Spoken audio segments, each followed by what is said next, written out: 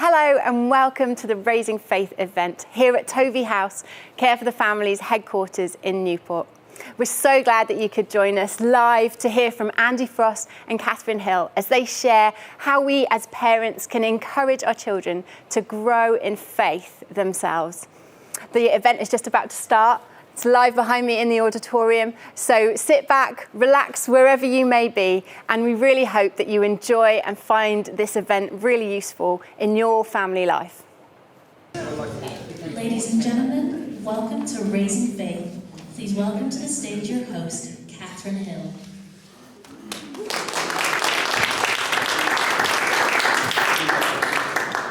Well, good evening, and it is wonderful to be with you this evening. I'm Catherine Hill. I am the UK Director of Care for the Family, and welcome to Raising Faith. Welcome to everyone in the room, but a really special welcome if tonight you are listening on our live stream. We're really excited to be doing this event for the first time and live streaming into people's homes. So if you're listening from the live stream, kick off your shoes, make a cup of coffee. You can actually have a glass of wine because you don't have to take the babysitter home, and enjoy this evening.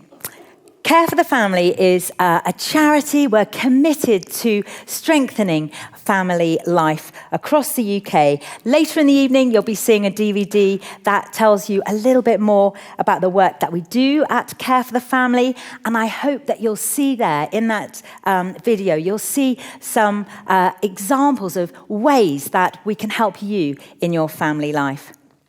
Now, if you have a phone this evening and you are on social media, it would be fantastic if you could tweet about this evening or post about it.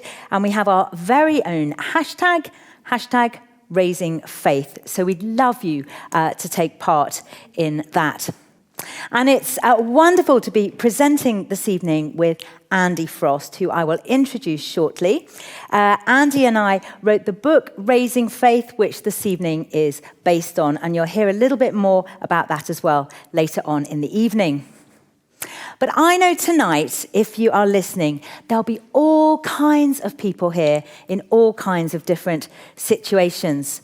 So in the family situation, you may be married, you may be single, you may be parenting on your own or as a couple. You may be an adoptive parent, a foster parent, a grandparent. All kinds of families, some going through a good time at the moment, and others may be going through a challenging time. And our experience is that every family goes through those different experiences at some time or another. But tonight as well, we will all be here in different places on our journey of faith. So it may be that for some of us, we've had a faith for years and years. Others may have come to faith more recently. For some of us, just at the moment, we feel really close to God. Others may feel far from him.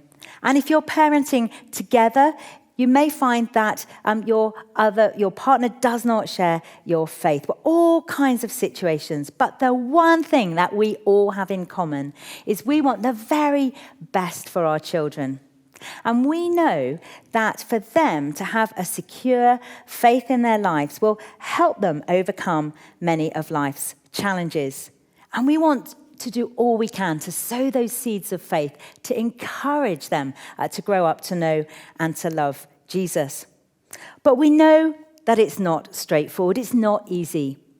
There's that lovely verse in the book of Proverbs that says, "Train a child in the way that they will go, and when they're older, they won't depart from it." We would that was a cast iron guarantee of how things will turn out. But it's not. Proverbs is from the wisdom literature, and it's about how things generally turn out. Having total responsibility for our children's spiritual welfare is too heavy a burden for most of us to bear. And all of us will know very well some brilliant parents whose kids are breaking their hearts. But even more annoying are those parents who by any standards have broken every rule in the book, and their kids seem to be doing just fine. But what we can take encouragement from those verses is that there is so much we can do as parents. We really are the biggest influence on our children's lives. And we're going to be sharing with you this evening lots of ideas and principles that will make a difference as we sow those seeds of faith. And so to kick us off, I'm now going to welcome Andy Frost. Andy is the Chief Exec of Share Jesus International. He's married to Jo. He has 2 lovely little girls. So please give him a warm welcome.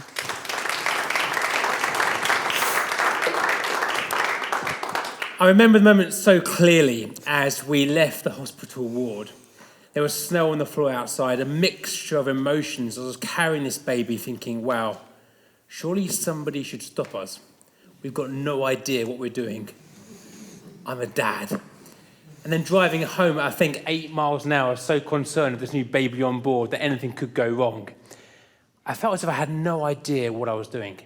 And the truth is, there are still days when I think, I've got no idea what I'm doing. But I've learned 2 things about being a parent. That first of all, it is a massive privilege. We get to invest in who our children become. We get to watch them take their first steps, they kind of wobble around. When they tell you their first joke and it's so unfunny, but you can't laugh anyway. It is a massive privilege, but it's also a massive responsibility. We want our kids to be healthy, to have healthy diet and healthy relationships, to do well at school. There are a whole bunch of challenges, a real sense of responsibility. The way we parent will shape the way our kids view the world. It's a massive privilege and it's a massive responsibility. And perhaps the greatest privilege and the greatest responsibility is actually in how we help our kids discover who God is. My kids come to me with various requests at different times. A few years ago, they came to me saying, Daddy, can you teach us ballet? Immediate thought, no, not really at all. But I Googled it and found out how to teach ballet. So I learned about kind of happy toes and sad toes. It's about as far as I got. And I thought, no, kids, you need a professional. So I got them into a little ballet class. Everything's going well. Ballet's going good. The thing is, in our culture, we often try and find professionals. Professional ballet teachers, professional football people, professional musicians. Whatever it is, we try and find a professional person to teach our kids. And the challenge can be that sometimes when it comes to passing on faith, inspiring faith in our children, we can think, well, we can't do it. We need somebody who's got a doctorate in Greek and Hebrew to teach our kids and who really understands this stuff, a professional to do it for us. But the truth is, I believe that each of us are called to help our children discover faith in God. It isn't about professionals. God has entrusted children with us, and we have the job of helping them discover who God is. I think Moses put it very well back in the book of Deuteronomy when he writes these words. These commandments that I give you today are to be upon your hearts. Impress them on your children. Talk about them when you sit at home and when you walk along the road, when you lie down and when you get up. The people were about to enter into the promised land. Moses was going to leave them. And just remember who God is. Remember what God has done for you and tell these stories to your children. Pass on these things that you have encountered. The truth is, if you're watching this live today, then we've experienced something of who God is. What are those lessons that we want to pass on to the next generation? Is it God's love and his grace? Is it his faithfulness? Is it the sense that we get a meaning and a purpose to our lives as we encounter a living God? Why is it we want to pass on this faith? 2 really important things from this passage to this. First of all, this commission is not just to Joshua, the leader. And it isn't just to the priests, the Levites, but it's to the community at large. Faith is passed on in family, in community, not with specialists, but everyone gets to play a role. And second of all, it isn't saying just do more. Do more, do more, do more. No. Instead it says, look, weave the things of God into the everyday of life. Perhaps if Moses was writing these words today, he'd phrase it like this. Teach them to your children, talking about them when you sit at home watching Paw Patrol or helping with maths homework, and when you're walking to Tesco to get milk, when you're going through the bedtime routine, and when your child jumps into your bed at 6:30 in the morning. There's always one parent going, well, 6:30? I wish, try 5:30. But whatever it is, early mornings. Tonight we're going to unpack what this looks like. But for me, a really key thing is this, is the importance of being intentional in the everyday. I'm going to share some ideas tonight. Hope you'll leave with a sense of being inspired about all this stuff. There are no guarantees, but I believe that each of us can be intentional in sowing seeds of faith. My daughter was learning about seeds at school at the same time as I had our little masonette kind of garden done in London. Nice new little lawn put down. And she came back collecting seeds from all kinds of pieces of fruit, going into our garden, digging little holes and burying these seeds. Because she understood that when you plant seeds, things grow. The truth is this, whether tonight we are full of faith for our kids or even struggling with our faith, we can all sow these seeds of faith in the next generation. Jesus says, my Father is the gardener. We are the only parents our children will have. God has positioned us to sow seeds. Catherine. Thanks, Andy. Our children grow spiritually. In our kitchen at home, we have a very special section of wall that we have never repainted. And it's where we have recorded our children's height chart over the years. So the youngest is Henry, and here's the lowest entry. He comes in at 3'6", and he also tops the top now at 6'3". But I think my favourite entry is my father. He must have been staying with us, and it says Pop, 5'10".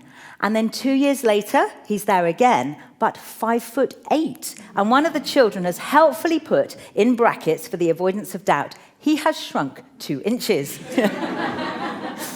But we measure our children's physical growth, and we're intentional about encouraging it. So we take them along to be weighed and measured, to plot them on the centile chart. We encourage them to eat their 5 a day, limit screen time, and to exercise. We encourage them to develop emotionally, to kick a football, not their sister. They grow intentionally in those ways. But our children are also growing spiritually. It's harder to spot, it's harder to measure, but we can be as intentional in encouraging it. Our children are growing up in a world with so many influences on their lives. Tech companies, marketeers, friends, teachers, all kinds of people will be giving ideas to them. It's not neutral. And if we want them to learn about God, we need to be as intentional about introducing him to them in all the different ways.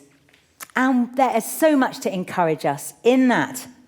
First of all, our children readily understand the supernatural. They easily believe in a supernatural world. And it's a very small step then for them to believe in a supernatural God. Secondly, children readily understand the concept of grace. We had one of our grannies used to regularly come to stay, and our children used to really, really look forward to her coming.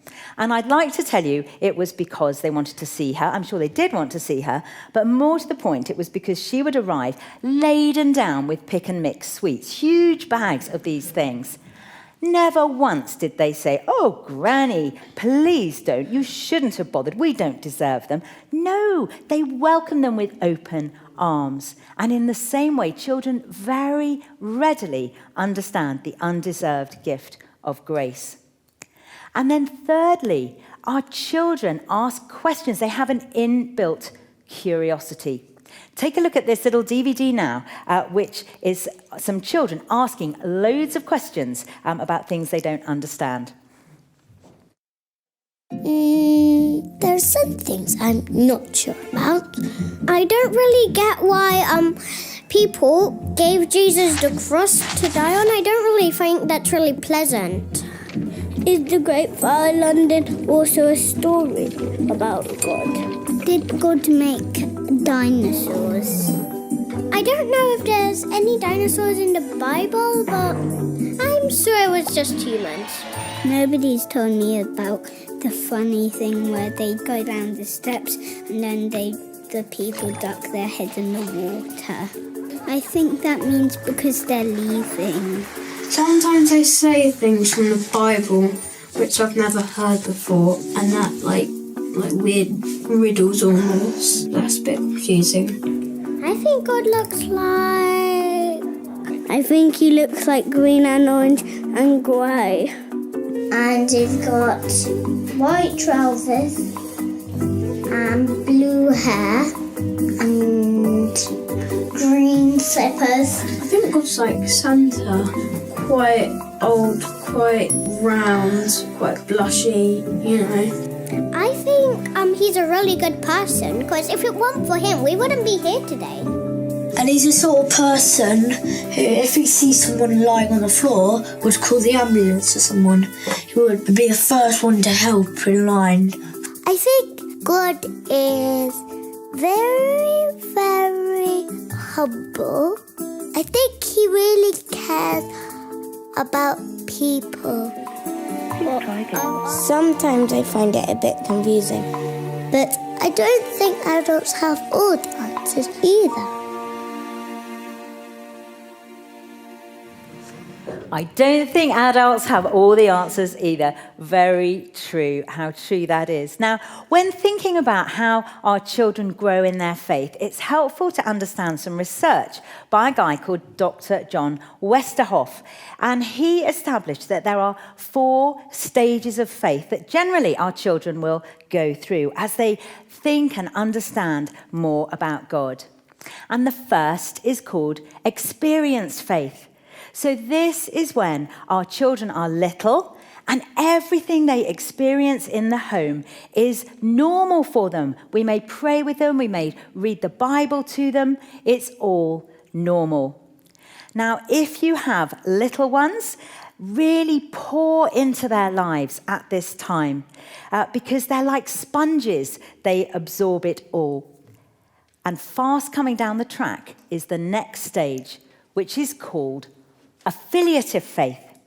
Now, affiliative faith is a little bit like experienced faith in that our children are picking up what is going on around them. But this is when the peer group comes into play. And it can be a scary time for parents as our children begin to pick up influences and ideas from their friends. But this time, again, is really important. And we can be intentional in encouraging a wide group of friendships, but friendships with those families who maybe share our faith as well. When our children were younger, probably for the last 15 years, we have gone on holiday with the same 2 families. So it's been a lot of noise, a lot of chaos, 6 adults, 12 children, 3 dogs. We've jumped off rocks into the sea. We've gone surfing. We've gone on long walks with children complaining that their legs are tired. We've taken over cream tea shops. We've played cricket on the beach. Those holidays have been so key in forging affiliative faith in our children's lives, and some of those friendships have lasted the test of time and I know have played an important part in their own journey of faith. That then leads on to the next stage, which is called searching faith. Now, that can be a scary time for adults because our children begin to question the things that until now we have told them and they have accepted. But it's a really important time because what we want is for them to come to a faith that they own themselves, not one that we've just handed on to them.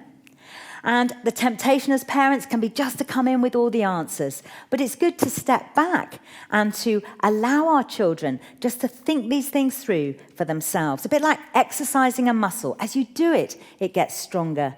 And that helps them think through what they choose to believe.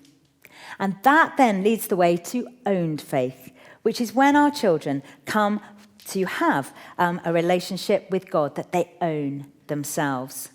Now, they may not go through all these stages in that order, but understanding that progress is helpful for us as parents to be able to get behind them and encourage them in it. And as we're thinking about that, it's good to understand the difference between personality and spirituality. So it's year 2, and it is an art class. And the teacher is going around looking at the children's work. And this one little girl is studying really hard, painting away. And the teacher asks her, "What's your painting of?" "Oh," says the little girl, "I'm painting God." The teacher says, "But nobody knows what God looks like." Quick as a flash, this little girl replies, "Well, they will in a minute." Now, in her mind, she knew exactly how she understood God, how she would connect with him. And as adults and as children, the same is true. We each connect with God in different ways. For me, worship is one way that I love to connect with God. For my husband, Richard, he would much prefer a academic Bible study. That for him really strengthens his faith. And quite a number of years ago now, we were going away for a special weekend. And we had a car that had a CD player in the boot. So this is before the days of Spotify. And you had to decide what you were going to listen to before you set off on your journey. And I thought this would be a wonderful moment to listen to some worship music. So I loaded it up with Hillsong and Tim Hughes, and off we set. I pressed play. Imagine my surprise when, instead of worship music, came Bruce Springsteen, followed by Queen. Richard had looked at my choice of music and ejected it and put his own in. I honestly thought at that moment that he probably wasn't a Christian. But he's just different, and we connect with God in different ways, and the same is true of our children. So maybe they love music and you want to buy some kids' CDs and play them in the car. Maybe they love to bake and care for others and you help them make some biscuits and take them round to a neighbour. Maybe they love the great outdoors and they would love to feel God's presence as they ride a bike or as they do craft in their room. They're all different. And as their parents, we know them best, and we can study them, and we can work out how they best connect with God and encourage them in it. But one little word of warning is not to confuse personality with spirituality. So we have 4 children, 3 boys and a girl. And the boys in particular didn't much like doing craft and sitting still.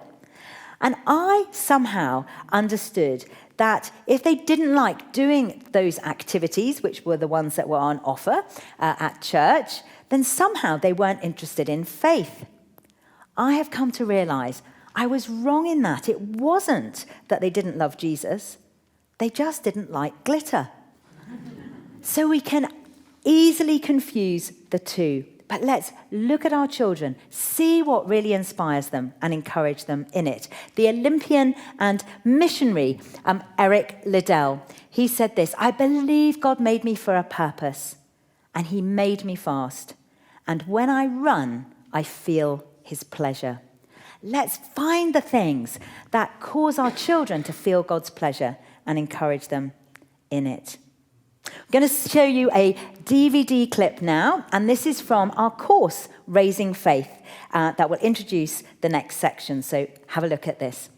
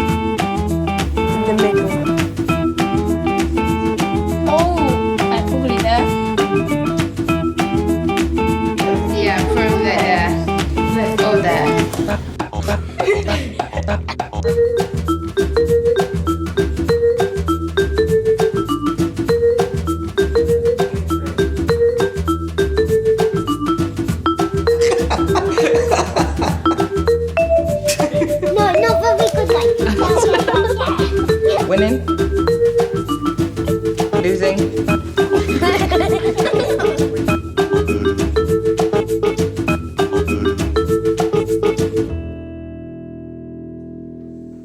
Our children see everything. It's very true, isn't it? Moses begins that challenge with these words. Fix these words of mine in your hearts and minds. If we really want to inspire our children to have a faith, then really it starts with us, it starts with me. First of all, it starts with me keeping my eyes on Jesus. We were those parents who thought that being parents wouldn't change us at all. Okay, so we thought, our child would be like an accessory. So when our first child was born, we had a look on our carry cot, went to parties, she came along with us, went to the cinema, she came along with us. All going very well until one date night, went to a small little restaurant, me and my wife for our date night, baby down in the carry cot. We walked in, everyone looked at us like, oh no. Who brings a baby to a restaurant? We're like, hey, she's sleeping, all is going to be good. Put her down, ordered the food. Just as we finished ordering, she woke up and began to scream. So for the entirety of the meal, we took it in turns to either eat some food or be outside trying to get our daughter to try and calm down a bit. It was the worst ever date night. And in that moment, we discovered that actually having children changes everything. But what I hadn't quite realized, it would also change how I relate to God. I used to enjoy those tranquil mornings. As I gradually wake up, the light would trickle through the curtain. I'd open the word of the Lord and have a nice reflective time by myself. My mornings are less chilled, should we say, going forwards. As my kids bundle into my bed in the morning and jump on me, thinking I'm some kind of human climbing frame. Things change. Actually, my relationship with God began to change because I found it very difficult to work out how I did my time alone with God with a very busy household, with noise and nappies the whole time. Whenever I came to open the Bible, I was so sleep deprived, I had no real desire to really engage with it. I had to discover some new rhythms for how I could keep my eyes on Jesus. If we want to inspire faith in our kids, then what does our own faith look like? For me, it was about deleting Facebook off my phone, and actually about trying to listen to more Christian podcasts. It's about leaving a book open so I could reflect on a few words from Scripture every now and again. Me and my wife also bought a chair as a kind of prayer chair to try and sit in that chair 5 or 10 minutes a day, just to reflect again upon who God is and who we are. A place of prayer to remember what's really important in life. Otherwise, amongst the busyness of everything, we can keep our eyes focused on other things rather than truly be focused upon Jesus. It starts with me keeping my eyes on Jesus, but it also starts with me making my faith visible. I did a radio interview recently and did it in the bedroom upstairs, and my kids were downstairs on the radio listening to the radio, and I came down the stairs and went, Daddy, that was great. Where's everybody else? I said, what do you mean everyone else? Well, where's everyone else? I'm like, oh no, I was on the phone to the radio. In their heads, somehow they imagined the entire station had moved into my bedroom for the interview and then gone again. So when I say to them, kids, I'm going to my room to have some time alone with the Lord, I wonder what they imagine. Like, wow, that is incredible. We had to work out how we can begin to make our faith visible to our children. A really simple thing for me is this. I often pray these short prayers as I go about life that are in my head. But I become intentional about praying those prayers out loud so that my kids discover that actually I can bring anything before God. It isn't just about Sunday morning. It's about the busyness for Thursday or a traffic jam, whatever it could be. In those moments, I can bring things to God. But it's also about how God teaches us and God guides us and God leads us. On the way home from church, I'll often ask my kids, hey, what did you guys learn about this morning at church? But again, I've become intentional about saying, kids, can I tell you what I've been discovering about God at church as well? Showing that I'm still learning and discovering and growing in my relationship with God. It's about making faith visible. For some of us, maybe that our partner doesn't share our faith. What I love in the Gospels is this, is that Jesus often took the disciples to one side, had a little team talk, and explained what was going on. And perhaps sometimes as parents, we need to give almost a commentary to why we do what we do. Why is it we're serving our neighbour in this way? Why is it that we go to church? giving a kind of context for why we do what we do, making our faith visible. And the third thing is it starts with me being honest. One of the worst moments of my life was taking my 2 kids to go and see a show a few years ago. My youngest was still 2 at the time. As I got to the front of this queue, I discovered for the show you had to be 3 years and older. I could imagine getting turned away and my kids throwing tantrums. When I got to the front of the line, the lady said, "How old's your daughter?" "She's 3, just quite small for her age." At that point, my 5-year-old turned and went, "Daddy, that's a lie." I have never felt so bad. Our kids see our mistakes. Our kids see our failings. And that Monday morning, when for the 15th time you said, "Please put your shoes on," and you begin to lose your cool a little bit, they see when we lose our cool. But in all these things, we actually have an opportunity to teach. We don't always get it right. That actually, as we ask for their forgiveness, we teach how God forgives us as well. God doesn't expect perfect parents. Amen. It starts with me keeping my eyes on Jesus. It starts with me making my faith visible. And it starts with me being honest. Catherine, next section.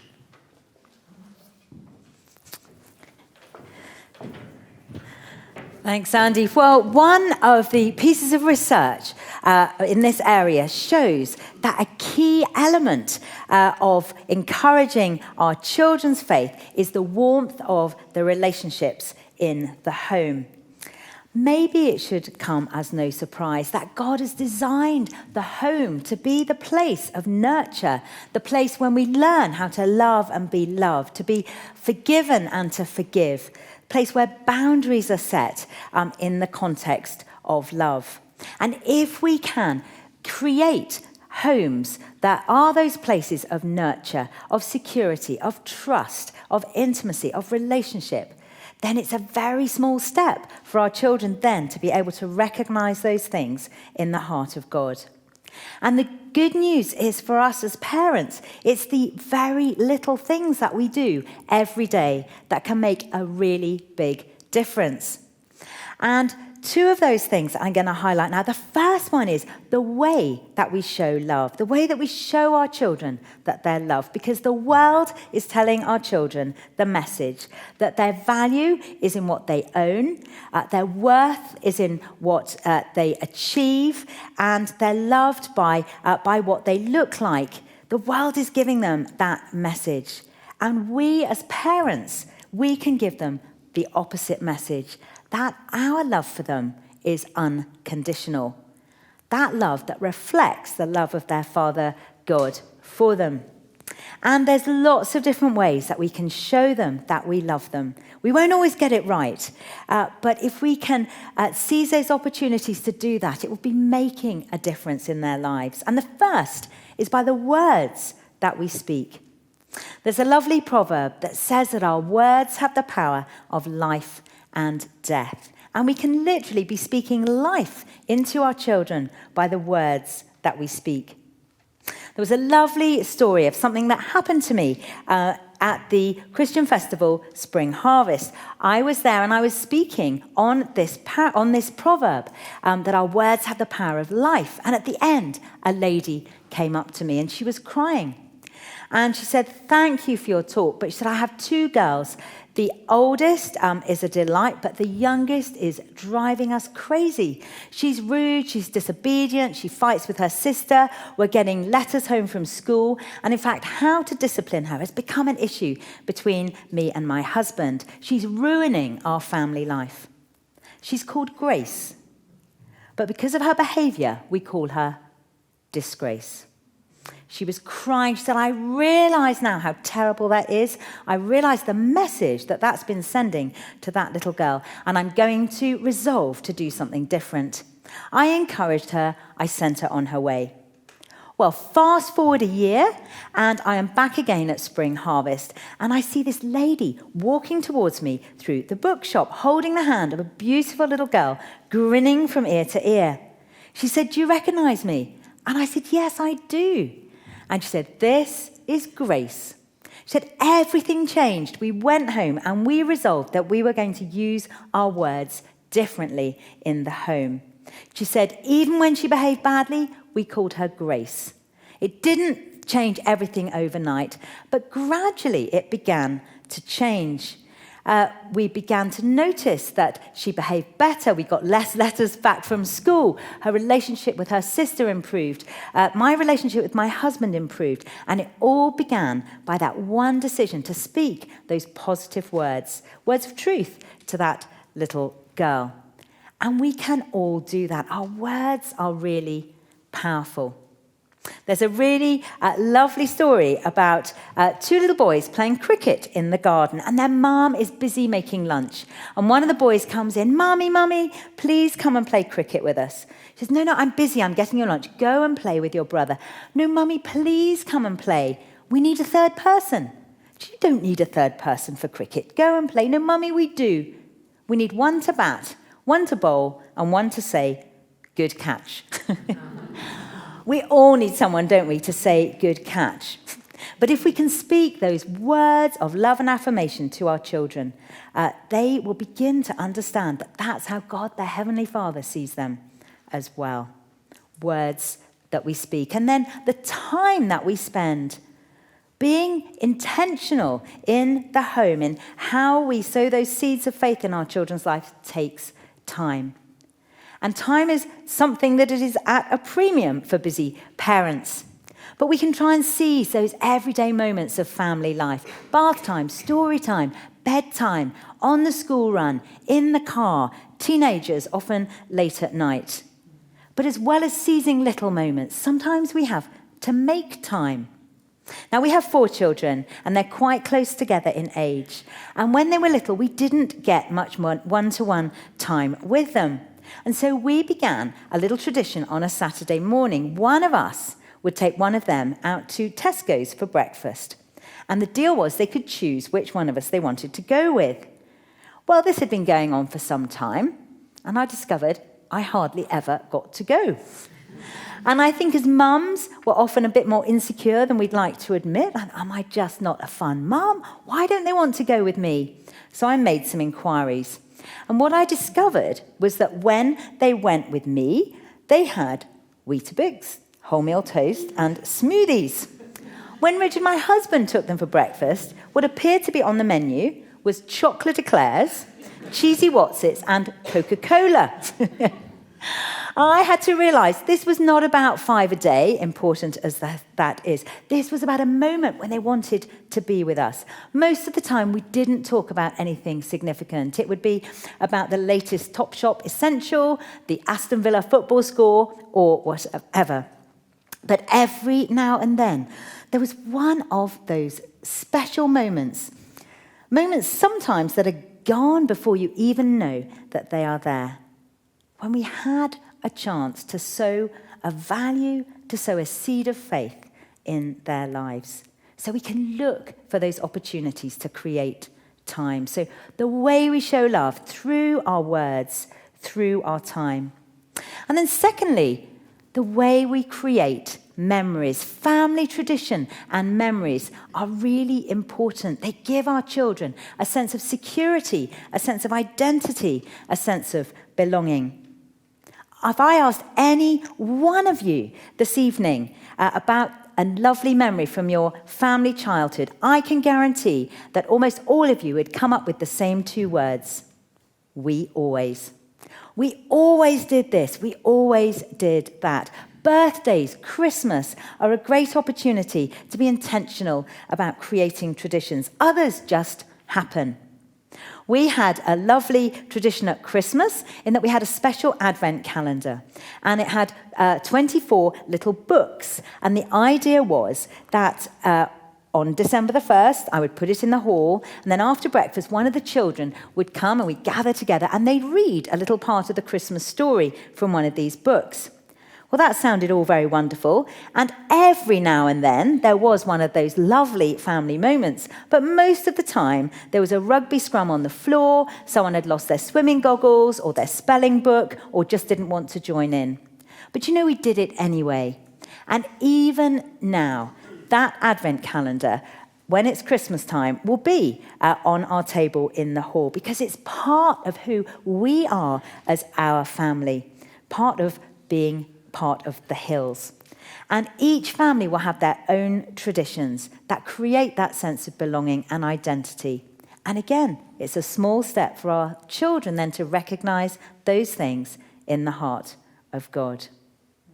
So Andy's going to come back to us in just a moment, but to introduce the next section on the importance of generations, we've got some fun interviews to show you. So let's take a look at this.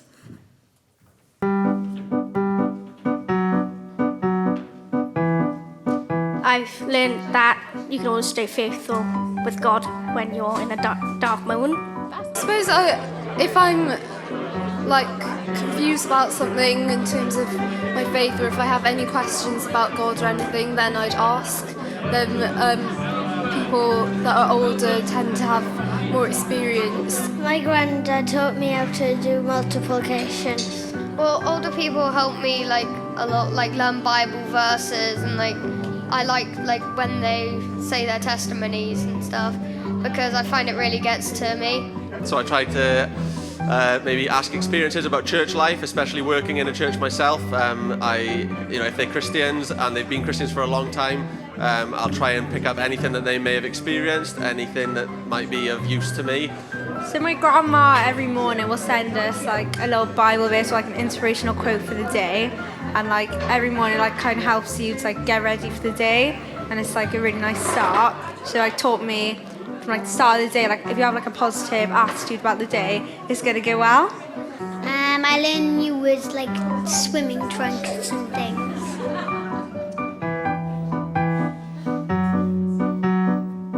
We learn from each other, and the children they accept everybody, which is what's so lovely. I help Mum and Dad with the TV. I'm better than Mum doing the TV. Things you say, they suddenly see it in a different perspective and make you see things in a different perspective. Well, I've helped my parents with technology and stuff. For one, I helped Granddad sign on to Netflix. They teach me patience. My favourite thing to do is earn money from cleaning the toilets. I'm very impressed. I didn't know you had the Bibles on your phones. I think they need to explain to us sometimes, us older people, because we don't know.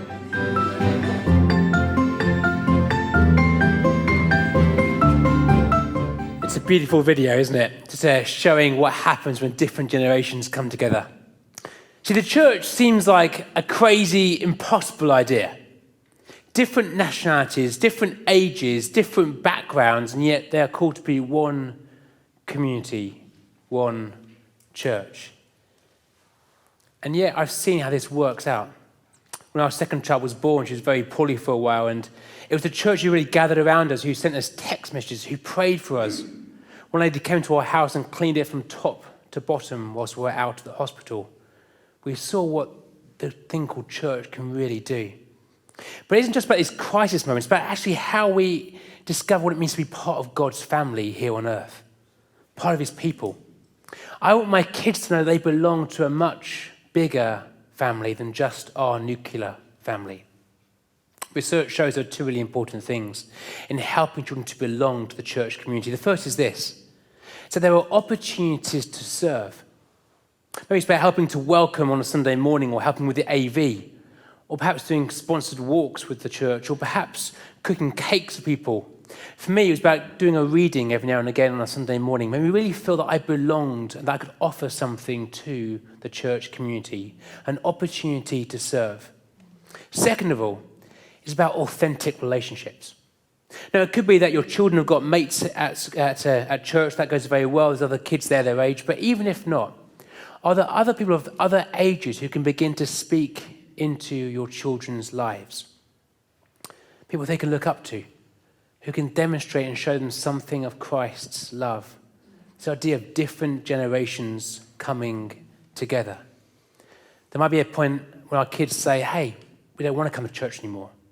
But the greater that sense of relationships, the stronger that connection to the church body is. But it isn't just about the local church. It's about the wider picture of church. It's about uncles and aunts and grandparents and godparents. My kids have got a godparent called Kath, and just watching her last year, she came to our house for an afternoon and she did some baking with my kids. They painted each other's nails, and then she spent some time praying with my kids.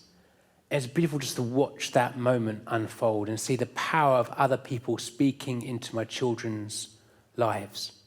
We have this idea in Scripture, don't we? In the book of Timothy, 2 Timothy, we see how Paul writes about the importance of parents, but also grandparents. Lois gets a name check in this verse in 2 Timothy 1, verse 5. I have been reminded of your sincere faith, which first lived in your grandmother Lois and in your mother Eunice, and I am persuaded now lives in you also. How can we encourage grandparents very practically involved, even from infancy, it talks about in those books of Timothy. And when I think back about my own faith journey, my parents were really pivotal. I saw in them what it was to walk with Jesus. It was also wider than that. They set me up with family friends during that searching phase of asking big questions. There were people I could go to who I knew I could have a real sense of being safe in talking through issues that I had. There was my granddad who would take me to see football games, and he talked about how God had answered prayer throughout his life.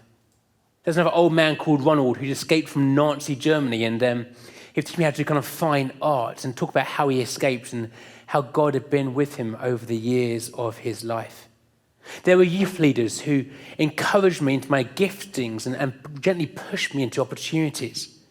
There was a family from Brazil who often as a kid I would share meals with, and they had such an infectious joy and laughter in their home. I saw something of God in all of that. See, it's this wider thing called church. It's different nationalities, it's different ages, it's different backgrounds, but one church community. The challenge, I think, for us as parents is this, is how can we be proactive in inviting other people into our children's faith journey? Church isn't always easy, it isn't always perfect, but it is the place where faith is lived out. Let's be intentional about inviting others to speak into our children's lives. Quick ideas. First of all, perhaps after church on Sunday, let's be intentional about inviting someone to come back and share a meal with us and share their story of what God has done in their life as we share a Sunday roast. Let's perhaps get some photographs of different people who are going to commit to praying for our children and to put those photographs up on their wall and to encourage our children to pray for them as well. The sense of cross generations praying for each other. Or perhaps what I've done is I've got 2 teens in our church who my kids really look up to, and I've asked them to help my kids on their faith journey. It's been brilliant to watch these 2 teenagers get alongside my young daughters and talk to them about their faith and pray with them. This is church. Everyone gets to be a part of raising faith. Catherine. Thanks, Andy. And it starts today. There's so many things that we can do, practical things that we can do to encourage faith in our children. We can read them Bible stories. We can pray with them. I used to love the idea of family devotions. I thought this would be a wonderful thing. Someone would get a guitar, another one a tambourine, and off we would go. Well, for our family, that was the cue always. I'd lit a touch paper for World War III whenever we tried to do that. But if that works for you, go for it. For us, we found that praying little and often worked best. So maybe before a meal, last thing at night, in the car, going out the door on the way to the exam. We've prayed for lost hamsters, for spelling tests, for falling outs in the playground, for health issues, all kinds of little things that teach our children then to pray for the big things when they come along. Now, we have one really good story in our family for answered prayer, and we don't have loads of these, but on this occasion, our youngest, Henry, had won a competition at school with a little team of his friends. And it turned out it was this international competition. So the final was in New York. So he came home from school really excited that they were going to be able to go to New York. And then he said the news that we were needing to contribute to the airfare.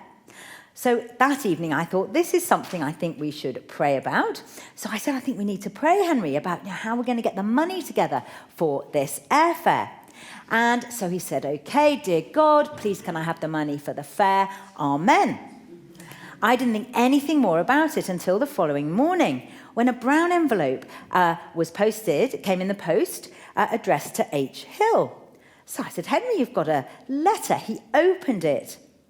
And there was a cheque for the exact amount of the airfare. It was amazing. He said, Mummy, God has answered my prayer.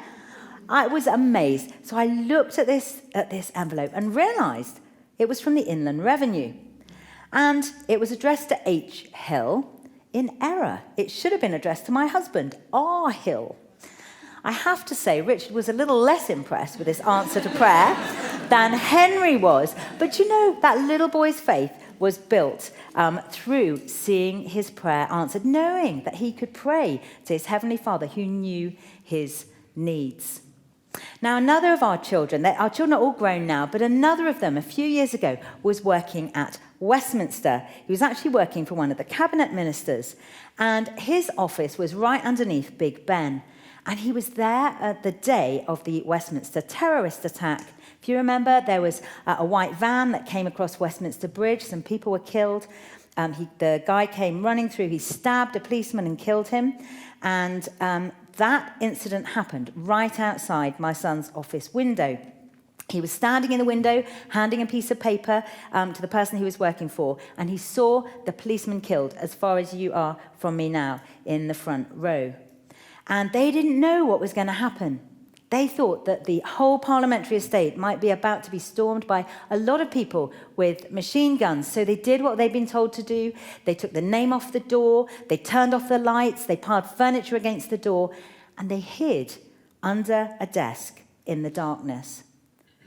And he said, as they waited there, he prayed like he had never prayed before. He said he really thought his last hour had come. Where did he learn to pray like that? He didn't learn to pray like that then. He learned to pray like that when he was 5 and he was praying about being in the football team or about the spelling test at school or whatever other little issues there were. We teach them to pray about the little things, and it will prepare them for life's big things when they come their way, which they surely will. So we pray with them, but also we can pray for them.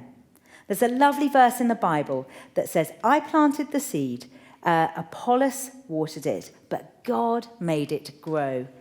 And we can be doing all these things, but the most important thing that we can be doing is praying that God would water the seeds that we have sown in their lives. And there's so many things that we can pray for them. We can pray for their character. We can pray for the fruit of the Spirit in their lives. We can pray for their friendships, for their relationships, for their protection, for their health. The list is endless. And we can pray in all sorts of different ways. So if you are an introvert, you would find it easy to go into that secret space, to close the door, and to pray to your Father in heaven. If you're an extrovert, that's more of a challenge, but we can use the everyday things of family life to pray. So maybe we're unloading the washing from the washing machine. As we're hanging it up, we can pray for the particular child as we hang up the football short or the little dress or whatever it is. Or as we unload the dishwasher, just as we put their bowls in, just praying for each child. As we're tidying their room. As if they are, and only if they are good sleepers, we can creep into their bedroom at night and pray for them then. Someone once said to me, as a parent, you're only as happy as your least happy child. I often put a photo of my least happy child, one that's going through a difficult time for whatever reason, on my phone as the wallpaper on my phone. So whenever I turn my phone on, it's that prompt to pray. So we can pray in all these different things, but we can know as we pray that we're praying in accordance with God's will, because his greatest desire is for each one of his children to come to know him. And he's going to give us a couple of practical suggestions now as we do that. My children are now 7 and 5 years old, and I love that expression. The days are long, but the years are short. Some days feel so long. When they're whining and grumbling and you think, surely now it's almost bedtime, it's still 11 in the morning, got hours yet to go. But then the days are short. I sometimes go to the school gate now and see newborn babies and think, wow, where have all of those years gone? I want to be intentional about sowing seeds of faith into my children's lives. One of the things that Care for the Family have done is made something called the Kitchen Table Project. It's a great resource, great website on Facebook as well. A whole range of practical things we can do as parents to inspire faith in our children. See, it's the idea of the kitchen table, where we eat meals, where we play games, where we do homework. It's in the everyday of life we get to pass on these things of faith to the next generation. And being involved in this whole project has made me very aware of how I can be intentional. 4 quick areas. First of all, intentional about prayer. Intentional prayer. At bedtime, sometimes we do high-five prayers, high-fiving for the things we want to say thank you to God for. Or we light a candle and think about how Jesus is the light of the world as we pray a nighttime prayer.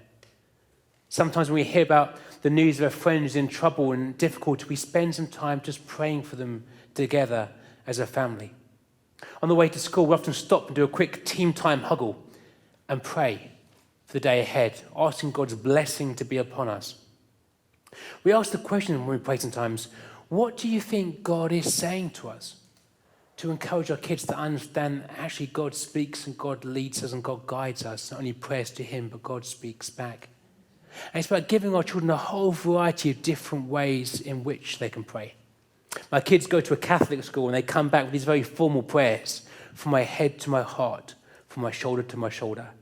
And one day I was praying for my kids. They went, Daddy, you're not very good at prayer, are you? I'm like, oh, thanks. Well, you just make yours up. They actually enjoy some of the ritual prayers, and that's great. There are a whole variety of different ways in which we can engage with God. Intentional prayer. Second of all, intentional Bible engagement.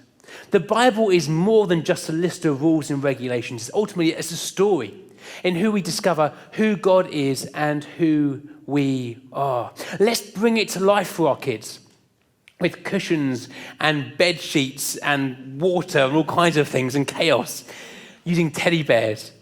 Let's give our kids a different phase in their life, different children's Bibles, have them engage with it for themselves.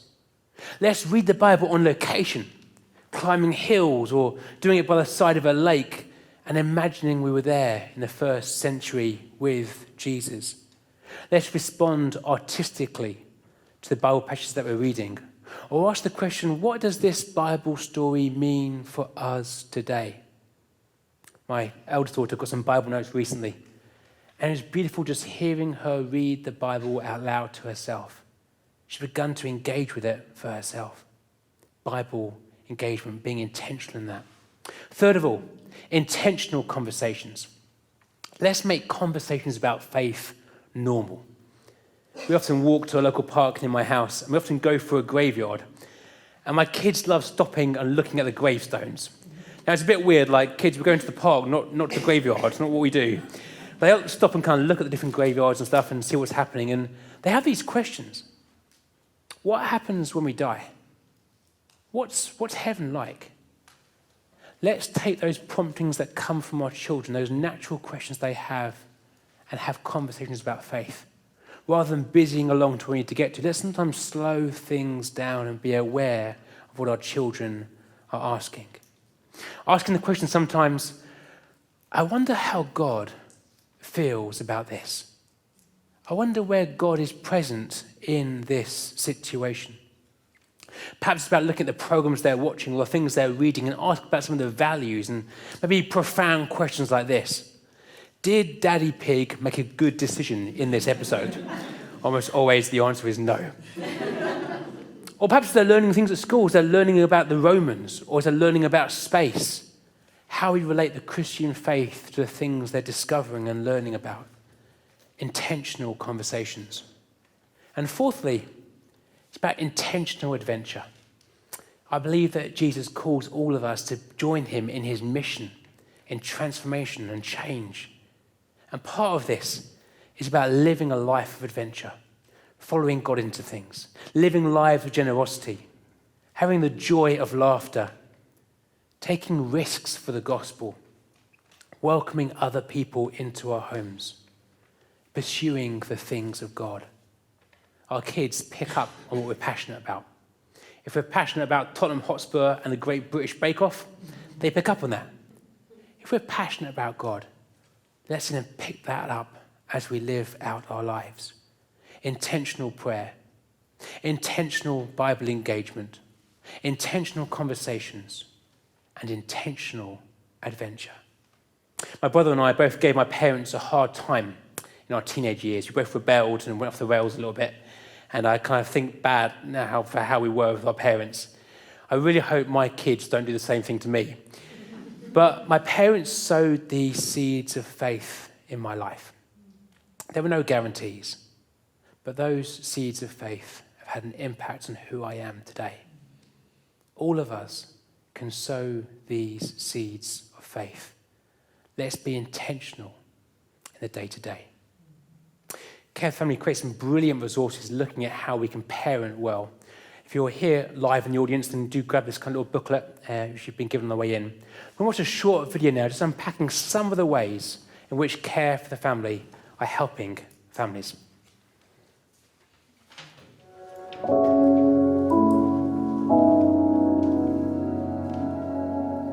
Watch for a while in any park, playground or street, and you'll see many different kinds of families. Some are going through good times, but others will be experiencing the heartbreak of life when it doesn't turn out exactly as we'd hoped.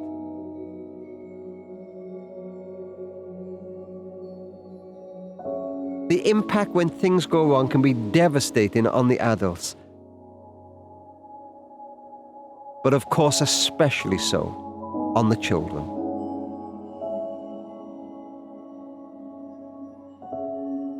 And that's why over a quarter of a century ago, we planted a seed. We had the vision of beginning an organization that would not only help families in the tough times, but help those families put down strong roots in the good times so they could see through those storms if and when they came. And that seed has grown now. Over those years, we've touched the lives of hundreds of thousands of families across the whole of the United Kingdom, bringing encouragement, support, and perhaps most importantly, hope. At Care for the Family, we seek to provide encouragement and support to families through all the different stages and all the various experiences of family life. We help couples in lots of different ways. We produce podcasts, we run marriage events throughout the UK, and we provide marriage preparation resources, helping engaged couples get their relationship off to the best possible start.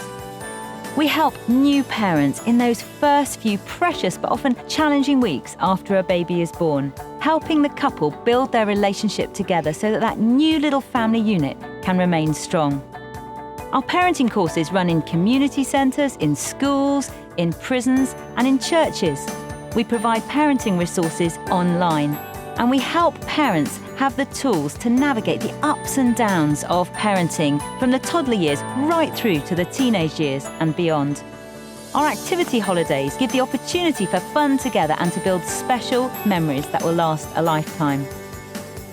Our subsidised take-a-break holidays for single parents give families who often wouldn't have the opportunity of going on holiday a much-needed break. Take a break holiday has been a really positive experience for my daughter and I. To have 1 week just for you and your child is just amazing. We couldn't just go on holiday like I'd done before. We've done archery, rock climbing, abseiling. We've spent time at the beach, we've had ice creams.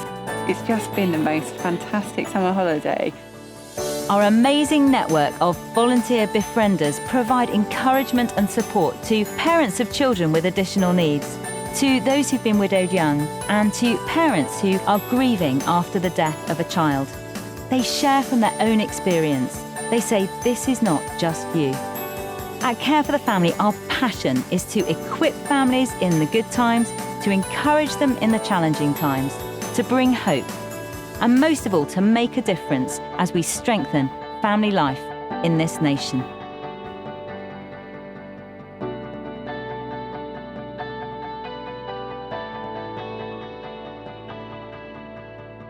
Sometimes people ask me, did you have any idea how big the seed would grow that you planted all those years ago? And of course, I didn't. But I'm thrilled and humbled as I think how many lives and families we've been able to touch down the years. And of course, 1,000 memories come flooding back.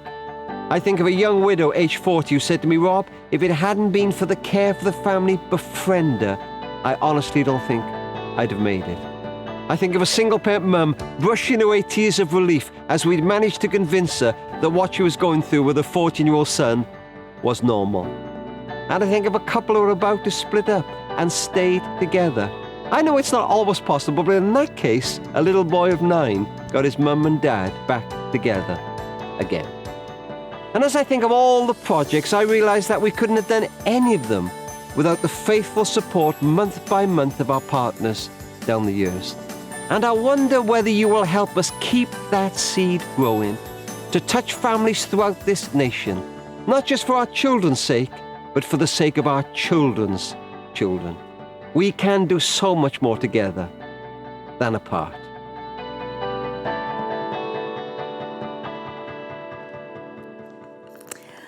Well, I hope you may have seen some projects there that might help you in your family life. But people sometimes ask us why we mention finance at our events.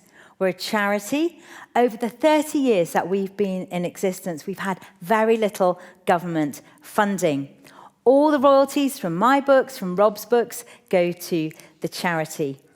And we say to you this evening, if you see any resources, if you're in the room on the resources table, if you're watching on the live stream, if you see any resources on our website and you can't afford them and they will help you in your family life, then we would love you just to let us know, write to us, and we will send you those resources free of charge. And then we say if we can't ask the people that we are connecting with in an evening like this, then who can we ask? So over 30 years, we've asked audiences like you whether you would be able to become a partner with Care for the Family by filling in this little form or clicking the link online and giving a small amount every month. And if you are able to do that, we've always wanted this to be a two-way affair. And we've put together what I think is a substantial pack of resources for tonight that I think will really help you in your family life, that we would love to give you as a thank you to you if you're able to be a partner. First of all, we'd love to give you a copy of the book Raising Faith. This is the book of the evening that's written by Andy and myself. It's got a lot more in it than we could cover tonight, some lovely illustrations and some great ideas. So we'd love to give you that. We'd love to give you a copy of this teaching pack, Faith in the Family, that was recorded at an event that we did recently. And Gavin Calver is on it, Nikki and Silla Lee are on it, Rob Parsons, I'm on it. There's lots of different teaching on all different aspects of faith in the family. Then we'd love to give you a copy of this. This is our course, Getting Your Kids Through Church. 6 sessions that you can watch at home, or you could use this in a community setting as a course. And it covers things like the killers of faith, over busyness, getting them ready for the world, the 4 stages of faith that we've already talked about, and a whole lot more. Fun animations, great interviews, and I think you really would benefit from that. Then, especially for you this evening, hot off the press, this is my book, Left to Their Own Devices, brand new edition. It's got extra content in it on gaming and on sharenting. This is how to navigate the digital world with your children with wisdom. Lots of practical suggestions for parents, cartoons, and covers a whole lot of stuff. So we'd love to give you that. And then finally, this is my book on marriage. If you forget everything else, remember this, Building a Great Marriage. If you're married just for a short time or you're clocking up your golden wedding anniversary, there's stuff in here for you. Short chapters, lots of wisdom, and some fabulous cartoons. I think this is my favorite one. There's a couple sitting next to each other in 2 armchairs. And you know they're an older couple because next to his chair is a Zimmer frame. And she looks up and she says, "Honey, shall we go upstairs and make love?" And he looks up and says, "Darling, I can do one or the other."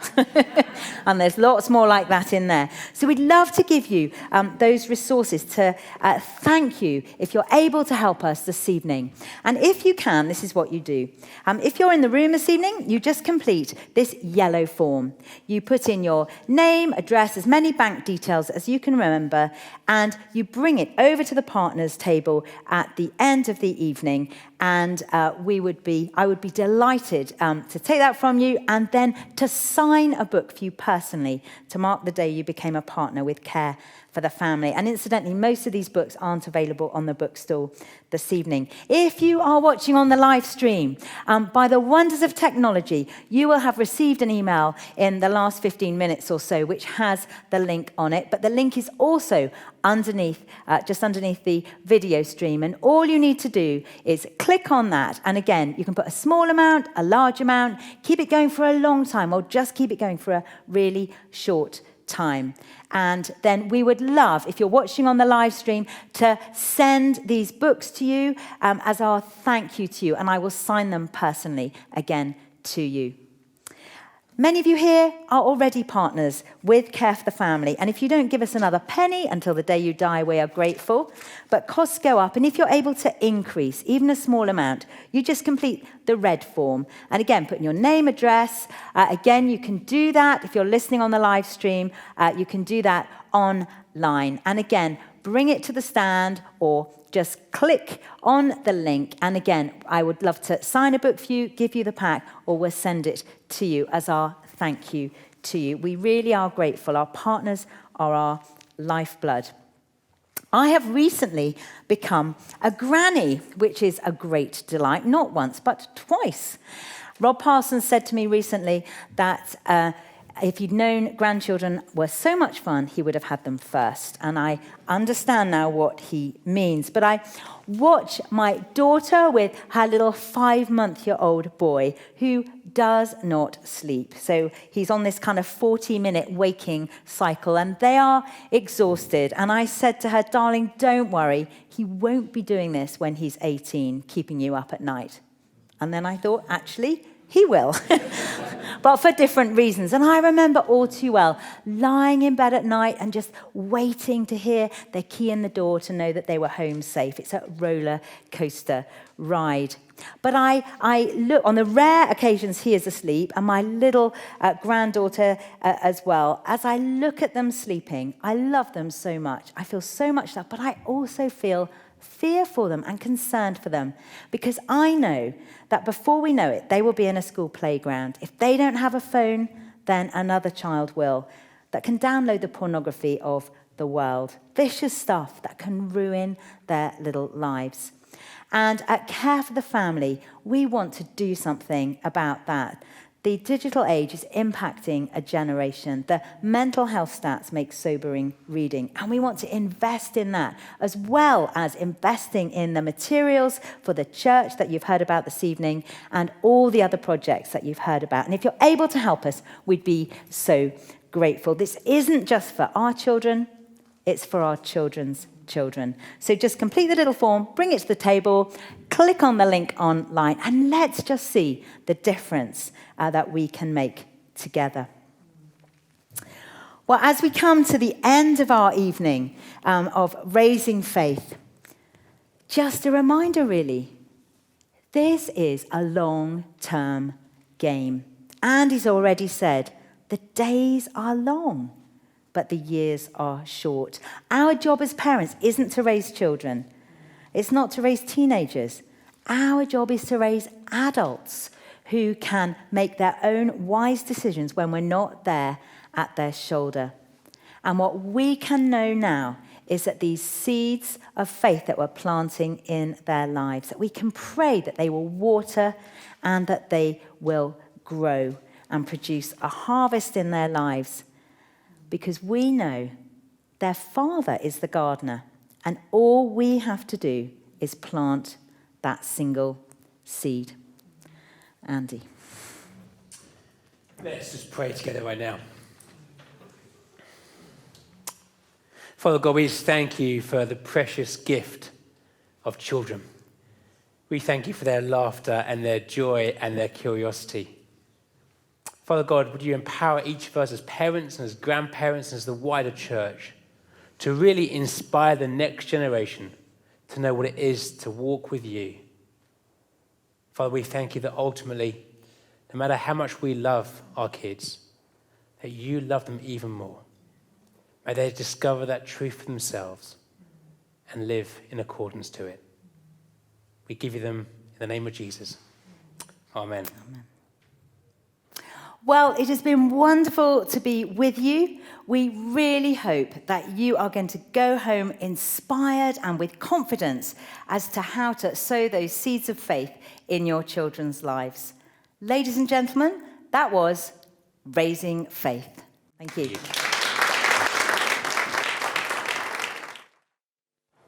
Well, that was Raising Faith. Thank you so much for joining us via the live stream. If you'd like to know more about any of the topics discussed tonight, then please do have a look at kitchentable.org.uk, where there's loads of resources and articles and ideas to help you on this journey.